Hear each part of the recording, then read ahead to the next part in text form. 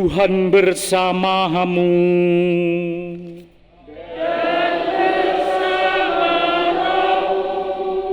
Inilah Injil suci menurut Santo Yohanes. Dimuliakanlah Tuhan. Dalam perjamuan malam terakhir, Yesus menengadah ke langit dan berdoa bagi semua murid-Nya. Ya Bapa yang kudus, peliharalah mereka dalam nama-Mu, yaitu nama-Mu yang telah Engkau berikan kepadaku, supaya mereka menjadi satu sama seperti kita. Selama aku bersama mereka, aku memelihara mereka dalam nama-Mu, yang telah Engkau berikan kepadaku. Aku telah menjaga mereka dan tidak seorang pun dari mereka yang binasa, selain dia yang telah ditentukan untuk binasa, supaya digenapi yang tertulis dalam kitab suci. Tetapi sekarang aku datang kepadamu dan aku mengatakan semuanya ini, sementara aku masih ada di dalam dunia, supaya penuhlah sukacitaku di dalam diri mereka. Aku telah memberikan firman-Mu kepada mereka, dan dunia membenci mereka, karena mereka bukan dari dunia, sama seperti aku bukan dari dunia. Aku tidak meminta supaya Engkau mengambil mereka dari dunia, tetapi supaya Engkau melindungi mereka dari yang jahat. Mereka bukan dari dunia, sama seperti aku bukan dari dunia. Kuduskanlah mereka dalam kebenaran. Firman-Mu adalah kebenaran, sama seperti Engkau telah mengutus aku ke dalam dunia. Demikian pula aku telah mengutus mereka ke dalam dunia. Aku menguduskan diriku bagi mereka, supaya mereka pun dikuduskan dalam kebenaran. Demikianlah sabda Tuhan. Terpujilah Kristus.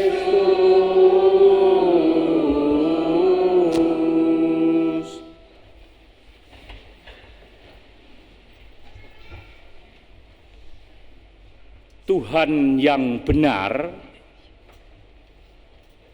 itu pasti akan menjanjikan pengikutnya untuk mendapat kepastian masuk surga. Itu Tuhan yang benar. Kalau Tuhan yang tidak benar, Dia tidak menjanjikan yang mengikuti untuk masuk ke surga. Mengapa? Yang punya surga Tuhan yang benar. Tuhan yang tidak benar pasti tidak punya surga, maka Dia tidak menjanjikan surga. Maka kita selama hidup ini harus benar-benar mengenal Allah Tuhan yang benar itu. Karena itu untuk mengenal Allah yang benar itu, pada hari komunikasi sedunia ini kita diminta untuk memakai kecerdasan pikiran kita, akal kita yang disejajarkan atau dipadukan dengan kebijaksanaan hati. Pikiran dan hati selaras sehingga kita menuju komunikasi yang sungguh manusiawi, supaya kita sampai mengenal Allah yang benar. Loh, berarti ada Allah atau Tuhan palsu, Romo? Ya adalah. Wong di dunia ini aja barang-barang ada yang asli, original, dan juga ada yang palsu. Kau beli makanan apapun, Mau minta rasa apa? Original. Berarti ada yang tidak original, palsu. Dan pasti berbeda rasanya, ya. Orang biasa mengatakan, yang ori aja lah ya, jangan yang KW, ya. Karena itu dalam peziarahan kita beriman mengenal Allah yang benar, orang harus menggunakan pikirannya, akal budinya, dan dengan hatinya supaya dia menemukan Allah yang benar. Karena itu Yesus menjanjikan untuk memberikan roh kebenaran yang akan menuntun kamu, Roh Kudus untuk menuntun kamu kepada kebenaran. Nah, ini Allah yang benar. Karena itu Yesus di sini juga menyampaikan supaya engkau mengenali Allah yang benar. Bahkan Yesus berkata supaya mereka mengerti satu-satu, mengenal satu-satunya Allah yang benar. Para murid pun hari ini juga mewartakan Tuhan yang benar dan menjanjikannya surga itu. Karena itu kita perlu benar-benar menggunakan akal budi. Beriman tidak cukup mengenal Allah, pokoknya ngono, pokoknya ya. Terus pokoknya ini gak gelem ya wis. Iki rak wong Madura. Ini enek wong Madura apa ora? Muga-muga gak enek aku dikeplaki ya. Ya minta maaf kalau ada orang Madura. Tapi caranya kan ya nek gelem ya iki, gak gelem ya wis. Tanah kosong dinggoni dikongkon lunga, moh iki tanahku wis tak nggoni, salahe gak mbok nggoni. Lah terus nek supaya aku lunga ijoli dhuwit lho, pokoke ngono. Cilaka dadi wong Madura iki ya. Tapi ya sudahlah, Tuhan sudah ciptakan, mau diapakan. Nah, maka memang kalau gitu harus perlu tahu yang ori atau enggak bagaimana Romo. Apakah kita harus melihat? Yesus mengatakan apa? Kamu tak seorang pun yang dapat melihat Tuhan. Tak seorang pun. Wah, kalau gitu kan bisa palsu Romo. Tapi Yesus mengajarkan tak seorang pun tidak dapat melihat Tuhan. Tetapi jika kamu hidup saling mengasihi, Allah ada di situ. Kalau kamu hidup dalam kasih, hidup saling berbuat baik, menghormati satu sama lain, tanda kasih Allah ada di situ. Tetapi kasihmu belum sempurna. Karena orang berbuat kasih belum tentu dia mengenal Allah yang benar. Kalau kamu mengenal Allah yang benar, pasti kamu akan berbuat kasih. Tetapi orang yang berbuat kasih baik itu, tapi kasihnya belum sempurna. Kasihnya akan sempurna kalau di dalam berbuat kasih itu dia akhirnya tahu mengenal Allah yang benar. Maka kasihnya disempurnakan. Tidak cukup berbuat baik, mengasihi, tidak. Karena itu butuh Roh Kudus, butuh roh kebenaran, supaya perbuatan kasihmu itu ada dasarnya. Yesus berkata ketika kau berbuat kasih, kau harus sadar dan tahu bahwa Allah lebih dahulu mengasihimu. Nah, maka kalau dia tahu Allah yang benar, pasti dia akan berbuat kasih. Tetapi orang yang berbuat kasih, kasihnya belum sempurna. Nanti kalau Roh Kudus yang kujanjikan itu, dia akan menguduskanmu, dia akan memberitahu tentang kebenaran. Dipake ngene iki, Allah yang benar itu.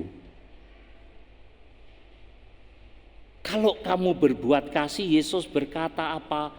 Allah ada di dalam kamu dan kamu di dalam Allah. Sebaliknya, kalau kamu berbuat jahat atau tidak berbuat kasih, emang Allah di situ? Tidak. Yesus berkata, kalau kamu berbuat kasih, Allah ada di dalam kamu. Kalau kamu berbuat kejahatan, berarti yang di dalam kamu siapa? Setan alas iku mau. Karena setan tidak pernah berbuat kebaikan, tidak mengenal kasih. Makanya kalau di dalam keluargamu saling ribut terus, ya sing mbok kenal setan. Kamu dadi setan-setan cilike. Nah, ya. Tahu saya setan yang baik itu cuma satu, seingat saya, Casper. Nah, itu setan yang baik, kecil itu baik itu ya, suka tolong ya. Yang lain-lain Brad ya, buat jahat ngajari jahat. Casper aja yang lucu itu ya, kecil itu ya, rambutnya cuma dikuncung gitu satu ya. Casper itu setan yang baik hati ya. Karena itu kamu harus mengenal Allah satu-satunya. Kamu harus memakai akal budimu, kamu harus merenung dalam hati supaya kamu menemukan Allah yang benar, dan ada kaitan Allah yang benar itu pasti di situ ada kasihnya. Hanya keluarga-keluarga Kristiani, ojo suka ribet ae tengkar. Ojo suka di komunitas-komunitas kategorial iku ribet ae. Untunge wong ribet iku apa sih? Enggak ada toh. Di komunitas apapun, biarawan, biarawati, ojo ribet ae. Hendaklah kamu saling mengasihi, hendaklah kamu saling mengampuni. Ya. Ojo dipendem ae ning atine bedodok. Udahlah ya, ngapain setiap hari ribet aja itu? Gak bosen nih, kena opo, saya heran. Udahlah, selesai mau diapakan? Yang sudah terjadi mau diapakan? Ayo. Kalau sesuatu sudah terjadi kamu mau apa? Sudahlah. Semakin kau simpan, kau pendam rasa sakit hati itu, semakin sakit. Nek gak percaya cobaan, loro hati terus, gak makin hari makin sakit loh kamu. Parah itu makin. Ngalahno penyakit apa itu, cancer. Yo, ini orang sing sakit hati itu cepat mati. Menuju sakit hati ya, yang lembut hati ya. Ya memang hidup mati tergantung Allah ya, bukan kita tidak bisa ya, tapi sekurang-kurangnya tidak ada sakit hati. Ngapain sakit hati? Salah ngomong ya wis, ya ya. Ya seperti itu loh, romo-romo saya minta maaf ya, saya salah. Saat durunge kamu berbuat aku wis memaafkan, wis ngono ae lah, enak ning ati. Mbok pikir jeru-jeru sampai kayak gitu, sampai kok sakit seperti itu, buat apa ya? Karena itu Bapa menjanjikan akan memberikan, supaya apa? Allah yang benar itu pasti ingin dikenal. Maka tugas pertama Allah Bapa dalam diri Yesus mengenalkan Allah satu-satunya yang benar. Apa tidak keliru? Kalau orang tua punya anak, tugas utamanya apa? Ojo mbok kei mangan tok ae. Iku perlu. Tapi yang pertama-tama supaya kenal iki lho bapak ibumu. Itu tujuannya, supaya anaknya itu mengenal bapak dan ibunya, mengenal orang tuanya dengan baik. Kalau anak-anak itu mengenal orang tuanya dengan baik, dia akan hormat. Ya. Tapi kalau anakmu tidak mengenal bapak dan ibunya dengan baik, malati anakmu itu. Makanya itu bukan tugasnya anak, tugasnya orang tua supaya kenali bapak ibumu dengan baik, supaya nggak cari bapak lain, nggak cari ibu lain, malah enak romo gula ibu lain mbahmu itu, nggak gitulah ya, ya nggak segitunya lah ya. Tetapi Allah yang benar akan. Ya, karena itu Yesus datang mengajarkan supaya orang-orang itu mengenal Allah Bapanya. Karena itu dalam doanya kita tadi dengar apa yang dikatakan oleh Yesus. Yesus menengadah ke langit dan berdoa bagi semua muridnya. Ya Bapa yang kudus, peliharalah mereka dalam nama-Mu. Jadi murid-murid dikenalkan Allah Bapa. Ya Bapa, maka dia ngajarkan untuk memanggil Tuhan itu sebagai Bapanya. Ya Bapa yang kudus, peliharalah mereka dalam nama-Mu. Berarti Allah itu harus punya apa? Dengarkan, peliharalah mereka dalam nama-Mu. Berarti Allah itu harus punya nama. Lah itu Romo tadi Bapa, iku panggilan duduk nama. Kalau aku punya istri, misalnya lo ya. Kalau aneh gak misalnya aku agak jadi Romo. Ya sesimpel itu toh ya. Kalau saya punya istri terus punya anak, aku dipanggil apa? Bapak lah, Pak E. Ya. Tapi itu bukan namaku. Namaku sapa? Otong-otong bolong. Ngomong. 008 otong-otong bolong ya. Itu namaku ya. Karena nanti ada orang laki-laki punya istri, punya anak laki, dia juga dipanggil Bapak, Pak E. Nek sekarang Dedi. Dedi apa? Atau apa babe? Apa ku? Arek-arek iku lho saiki. Gak, aku gak entuk meme MS ku. Apa nih iki ya? Wis bingung aku. Atau baby ya. Wis bapak wis paling enak iku wis ya. Bapak itu dia. Itu karena Yesus berkata pelihara mereka dalam nama-Mu. Itu khusus nama.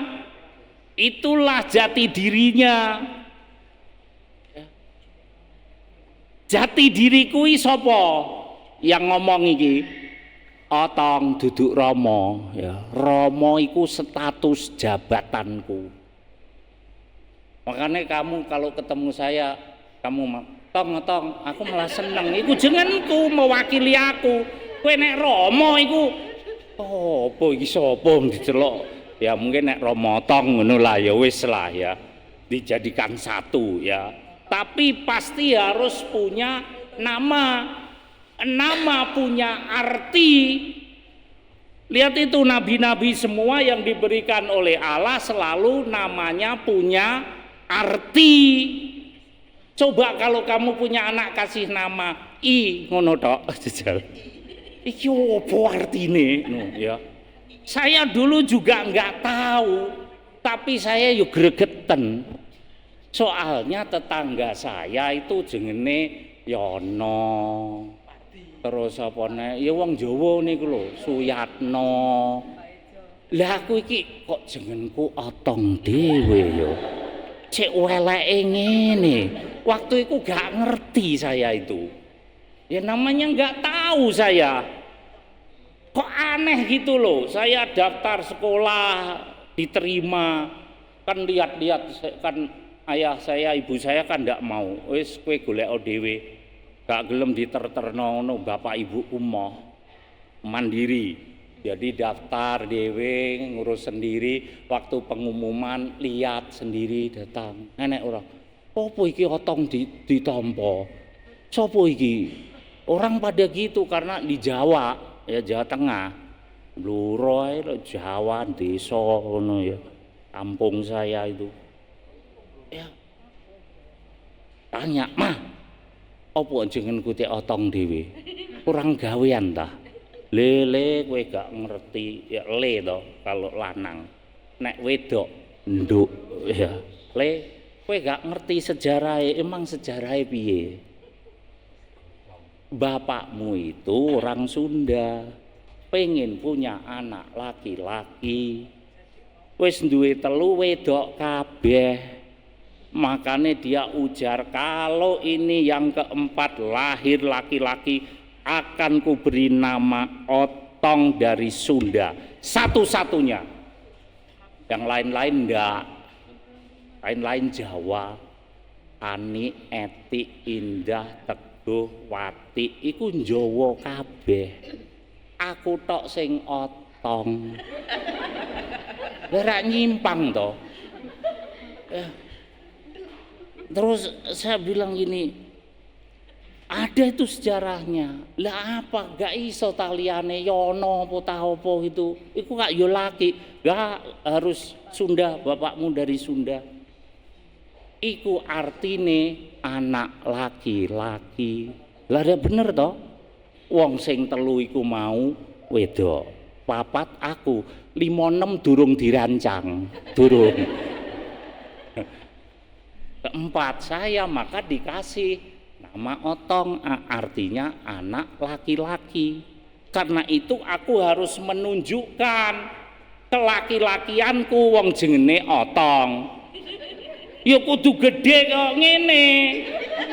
Nek ditakoki ya apa ngono aja. Rama, iya. Alah, iki gak mewakili. Setiap nama itu pasti mewakili, ada artinya. Ya harus gitu. Ya, kalau ada orang yang tidak begitu Romo, ya tojo mbok benci ditulung supaya menunjukkan kelaki-lakiannya. Masih tidak percaya, delok dhewe wis ngono ae. Timbang angel-angel. Ya delok dhewe nek gak percaya. Ya. Yaitu harus mewakili, menunjukkan sama Yesus itu Mesias yang datang menyelamat dia, maka harus menunjukkan apakah dia memang datang untuk menyelamatkan. Yang menyelamatkan hanya Tuhan, maka dia harus menunjukkan ketuhanannya. Tidak dengan harus berkata sembahlah saya, aku ya iso ngomong sembahlah saya. Tapi dalam hidupmu sehari-hari kamu harus menunjukkan bahwa Allah itu melakukannya. Dan kalau Allah sudah melakukannya, tak seorang pun yang bisa. Dokter bisa menyembuhkan, bisa. Tapi dibantu dengan apa? Alat-alat medis. Enggak enek obat dokter ngelu sirahe. Ya. Tapi Yesus, kalau kamu sakit kepala, kono ning apotek tuku obat ngono? Ndak, dia hanya berkata sembuh. Mana ada orang yang begitu? Kalau Anda menemukan, untuk apa ngimani Yesus, mending ngimani orang itu, tapi enggak ada. Dia berkata, kalau kamu percaya kepadaku sebagai anak Allah, Tuhan dan penyelamat, kamu akan kuberi hidup yang kekal. Dan dia menunjukkan orang mati, dia apakan? Disyukurno apa dibangkitno? Kon wis mati jahat, mati terus, pasal gitu Yesus. Ndak. Dia berkata bangkit. Ada orang yang begitu? Ada di dalam tokoh agama yang kamu tahu? Adakah tokoh-tokoh itu yang berani berkata seperti itu? Kalau menemukan, aku melok ae. Buat apa ikut Yesus? Tapi masalahnya enggak ditemukan. Ya janji gampang, menjanjikan, tapi nggak ada yang berani menjanjikan. Ada orang ditanya, apakah besok kamu hebat loh di dalam agama itu, kamu tokoh hebat, apa kamu besok masuk surga? Nggak tahu juga aku, no. Tapi Yesus, aku nanti akan mengalami disiksa, disalib, mati, tapi aku akan bangkit. No. Masih kurang apa? Apakah dia tidak menunjukkan itu? Oh, menunjukkan sekali. Lain tidak. Bahkan dia berkata, orang hanya sampai kepada Bapakku, Tuhan yang benar, dia harus lewat aku. Bahkan dia berani berkata, aku datang dari surga, maka nanti aku akan kembali, karena aku datang dari Bapa, maka nanti aku kembali lagi kepada Bapa, bukan kepada ibu, kepada Bapa.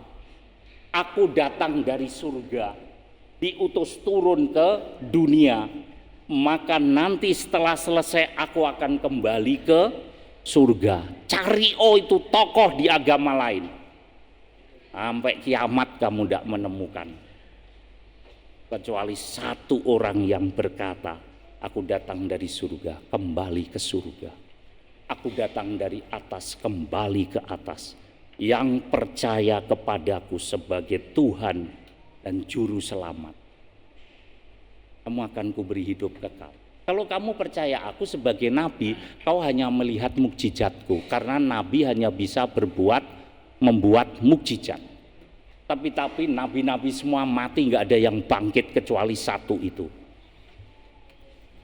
Loh, bersyukur kamu mengimani Yesus, kamu akan diantar kepada Allah yang benar, Allah yang menjanjikan dan memberikan surga itu. Karena itu orang Katolik tidak cukup berbuat kasih, karena kalau hanya berbuat kasih, engkau belum mengenal kasih sempurna itu.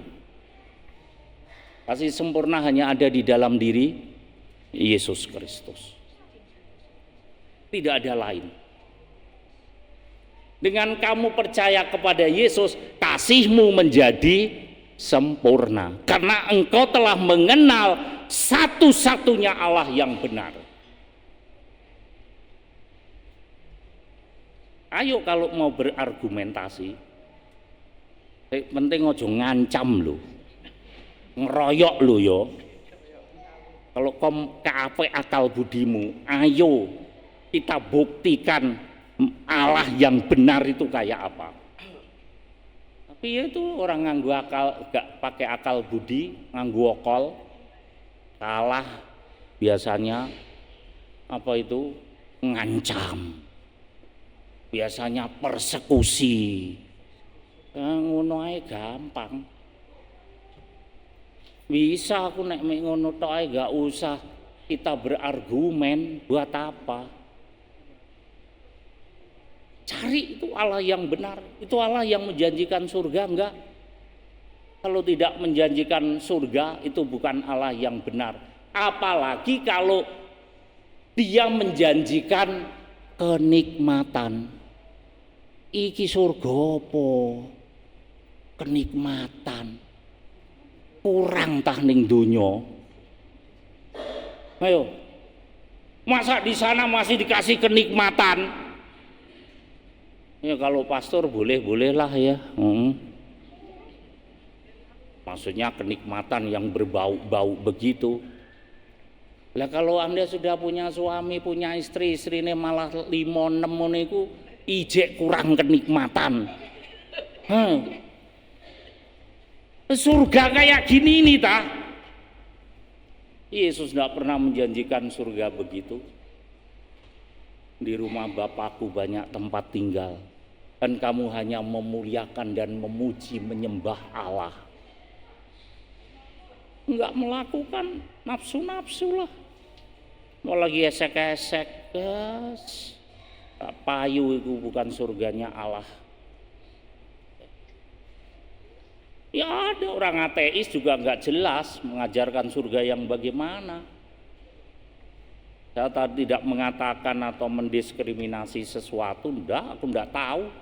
Mending saya belajar agamaku dewek, ngapain ngurusi agamanya orang lain. Ya biar mereka begitu, yang penting aku dengan mereka ada kasih, selesai. Dan kasihku ingin saya sempurnakan, supaya aku mengenal Allah yang benar dan bisa mengajarkan mereka Allah yang benar.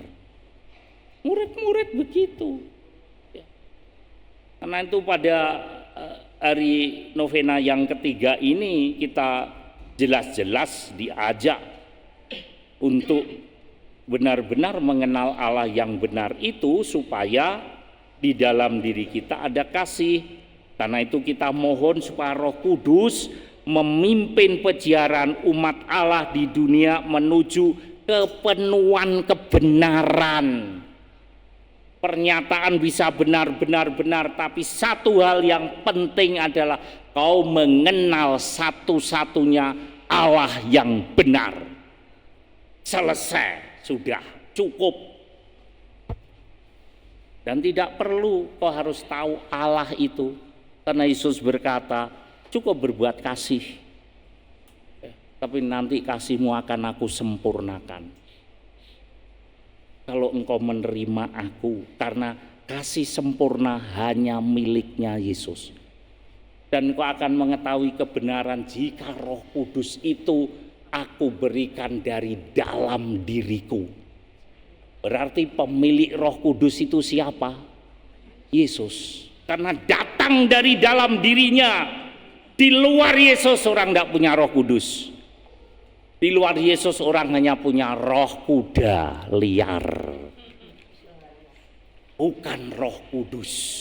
Roh Kudus akan menuntun kepada kebenaran, termasuk engkau mengenal satu-satunya Allah yang benar.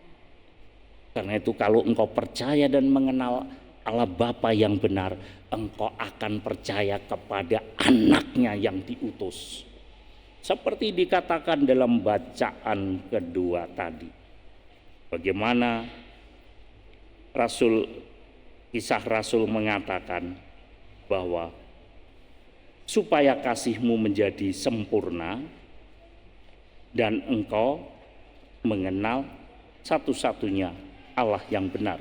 Dalam bacaan pertama tadi dikatakan dengan jelas bagaimana Allah itu.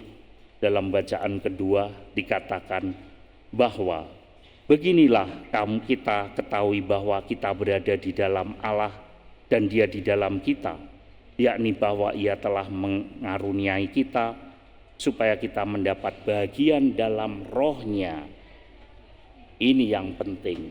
Kami telah melihat dan bersaksi bahwa Bapa telah mengutus Anaknya menjadi juru selamat dunia.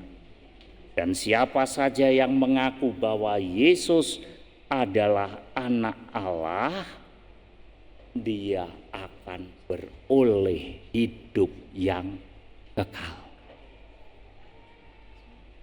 Karena itu mari kita mohon di dalam novena hari ketiga ini yang akan kita lanjutkan selama 9 hari setiap sore besok sampai Pentakosta kita bersama-sama mohon supaya Yesus segera memberikan pencurahan roh itu, sehingga kita akan mengetahui kebenaran. Berbuatlah kasih dulu, nanti kasihmu akan disempurnakan. Jangan jemu-jemu berbuat kasih. Kenalilah dia di dalam Ekaristi. Kalau dia berkata, kau tidak perlu melihat Allah, lihatlah aku, kepada Filipus, barang siapa melihat aku, dia melihat Bapa. Tidak perlu Anda bertemu Yesus, tetapi Yesus berkata, barang siapa makan tubuhku dan minum darahku, dia akan beroleh hidup kekal. Kau tidak perlu lihat Yesus, lihat aja Ekaristi, hosti suci yang sudah dikonsekrir. Engkau sudah melihat Yesus. Karena Yesus berkata apa? Barang siapa makan tubuhku. Emang kau makan tubuhnya Yesus? Kau kan makan rotinya. Tapi ketika imam memberikan kepadamu, apakah imam berkata, inilah hosti, inilah roti? Enggak, tapi imam berkata apa? Tubuh Kristus. Dan kau jawab amin. Amin artinya apa? Ya, oke, aku percaya. Jangan dikasih kue menengai. Meneng enggak sama dengan percaya.